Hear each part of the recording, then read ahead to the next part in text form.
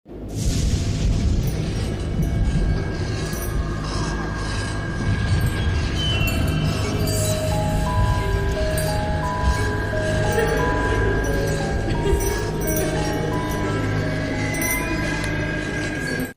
ini kita akan membahas mengenai Narendra Prabangsa, seorang jurnalis yang tiba-tiba menghilang.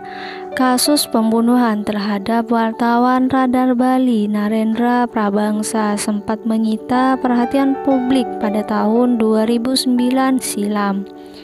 Baik dalam proses penyelidikan, penyidikan, hingga pengadilan, perkembangan kasus ini tak pernah lepas dari sorotan media di Indonesia.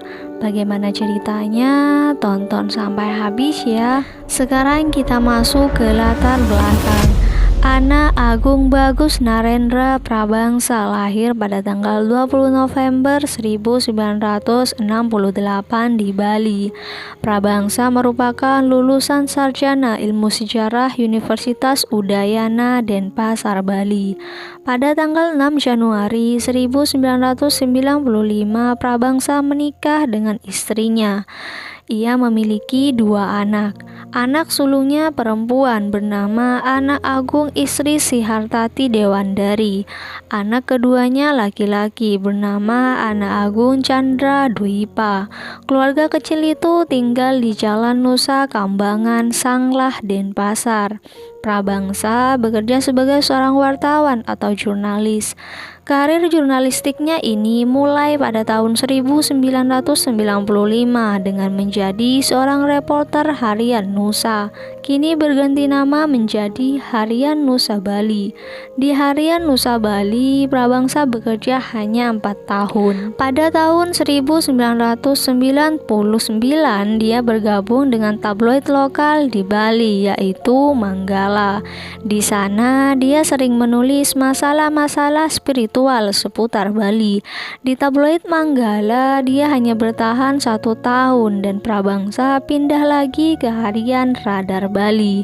Radar Bali ketika itu baru saja berdiri. Sejak awal, anak perusahaan grup Jawa Pos itu bertekad merintis pasar pembaca baru di Bali. Pada tahun-tahun pertamanya di Radar Bali, Prabangsa menjadi reporter yang meliput pemerintah daerah dan juga DPRD.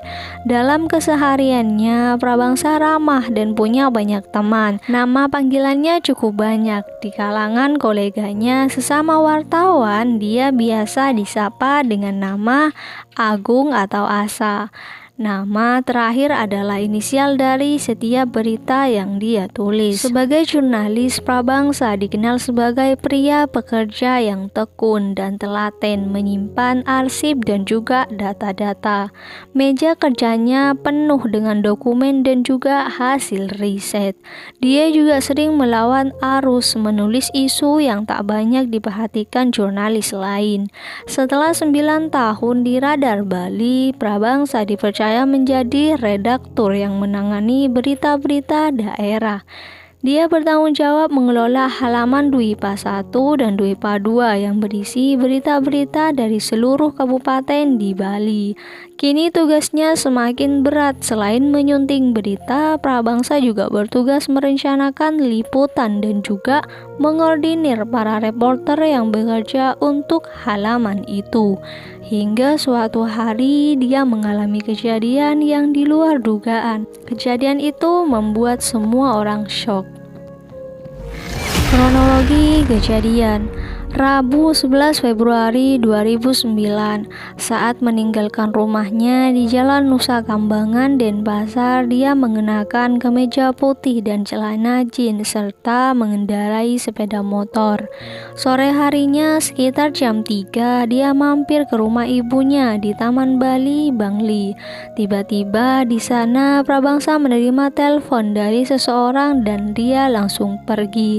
Prabangsa sempat menitipkan sepeda sepeda motor lengkap dengan kunci dan juga helm kepada ibunya.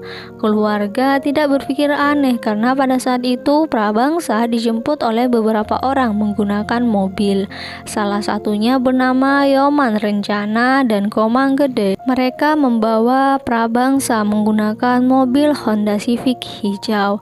Sejak sore itulah Prabangsa kemudian tidak datang kembali ke rumah hingga Jumat malam. Yoman Rencana dan Komang membawa Prabangsa ke kediaman Susrama yang berlokasi di Banjarpeta, Bangli. Setelah sampai di rumah Yoman Susrama, tanpa basa-basi mereka langsung menggelandang Prabangsa ke belakang rumah dengan kedua tangannya dilipat dan juga diikat di belakang. Di belakang rumah itulah Susrama memerintahkan Yoman Rencana dan Wardana menghabisi Prabangsa. Mereka berdua memukul kepala bagian depan berkali-kali hingga dia terkapar. Prabangsa terjatuh di lantai bersimbah darah, kemudian tubuhnya dimasukkan ke salah satu kamar. Untuk menutupi aksinya tersebut, Susrama, sang pemilik rumah, memerintahkan dua orang yang berbeda, yakni Yaptes dan juga Endi, untuk membersihkan darah yang bercecer di halaman belakang dengan cara menyiram dan menimbunnya dengan pasir. Sekitar pukul 9 malam wita, tubuh Prabangsa dibawa keluar rumah. Prabangsa yang sudah tak bernyawa itu diangkut dengan mobil kijang hijau oleh Wardana dan juga Yoman Rencana, dan mereka membuangnya ke tengah laut di Laut Padang Baik Lungkung menggunakan sebuah perahu. Di sisi lain, Mohari, pria parubaya berusia sekitar 45 tahun. Dia merupakan nahkoda kapal perdana Nusantara.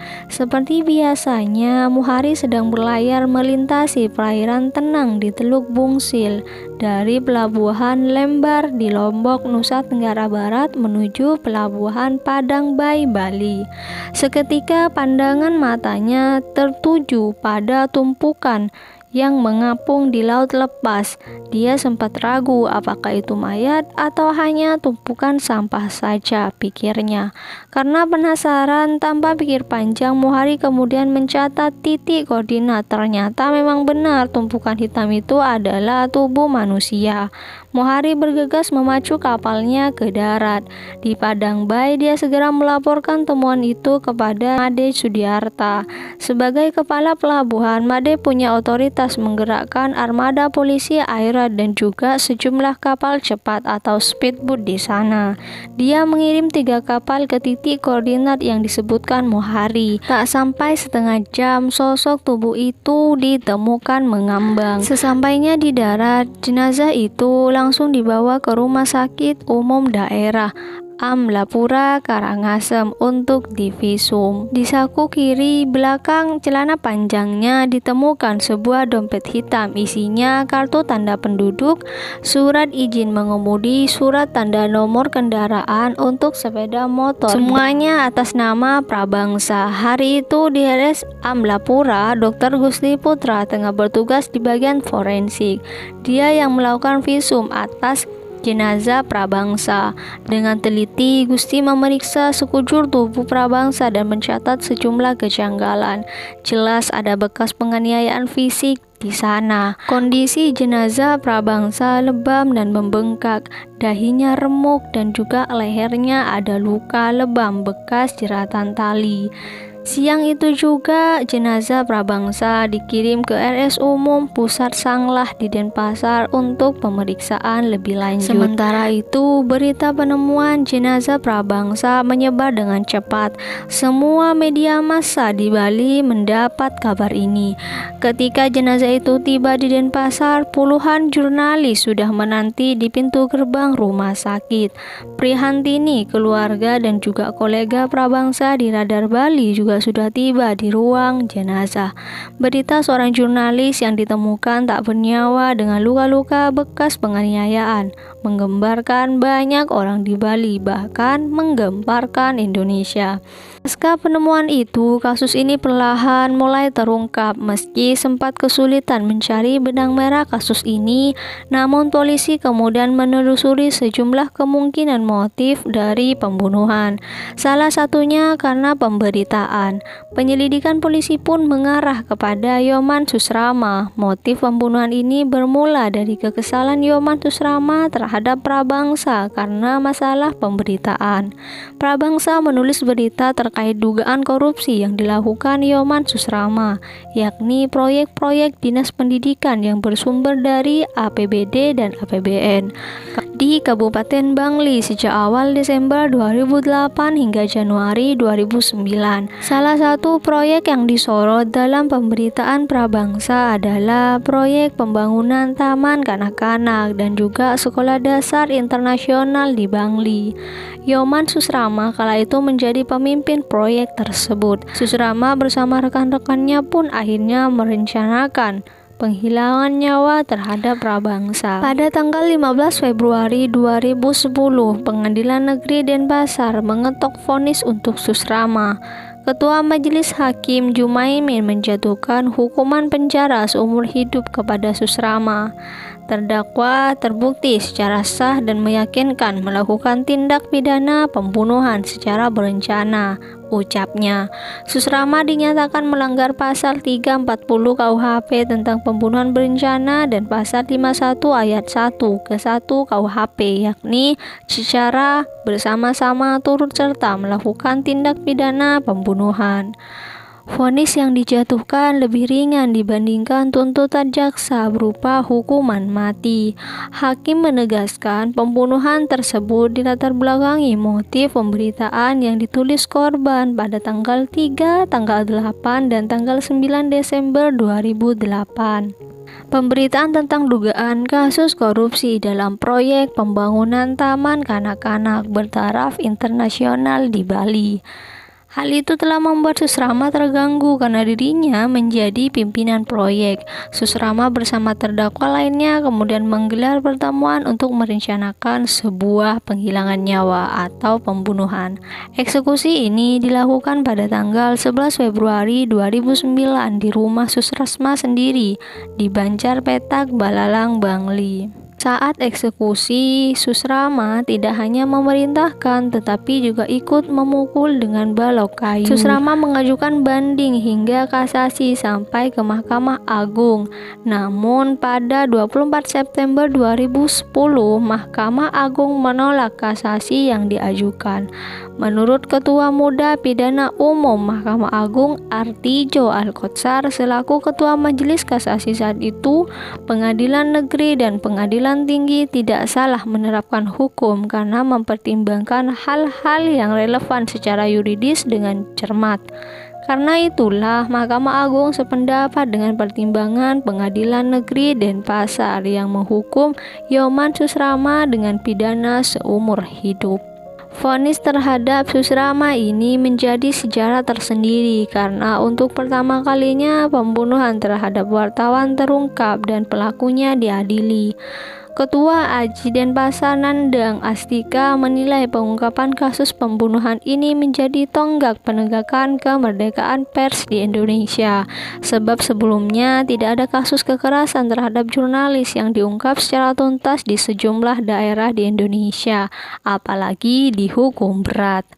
Karena vonis itu, vonis seumur hidup bagi Susrama di Pengadilan Negeri Denpasar saat itu menjadi angin segar terhadap kemerdekaan pers dan penuntasan kasus kekerasan terhadap jurnalis di Indonesia. Akan bersama sejumlah advokat dan juga aktivis yang dari awal ikut mengawal Polda Bali tahu benar bagaimana susahnya mengungkap kasus pembunuhan itu. Perlu waktu berbulan-bulan dan energi yang berlebihan hingga kasusnya dapat diungkap oleh Polda Bali. Itulah cerita mengenai seorang jurnalis yang tiba-tiba menghilang dan ditemukan mengambang di laut. Bagaimana menurut kalian? Silakan komen di kolom komentar. Semua informasi yang disampaikan dari awal hingga akhir berdasarkan artikel-artikel yang sudah tersebar di internet. Terima kasih untuk kalian yang sudah nonton sampai habis. Jangan lupa di like, komen, serta share ke sosial media kalian. Jangan lupa di subscribe juga. Kita ketemu di konten-konten selanjutnya. Terima kasih.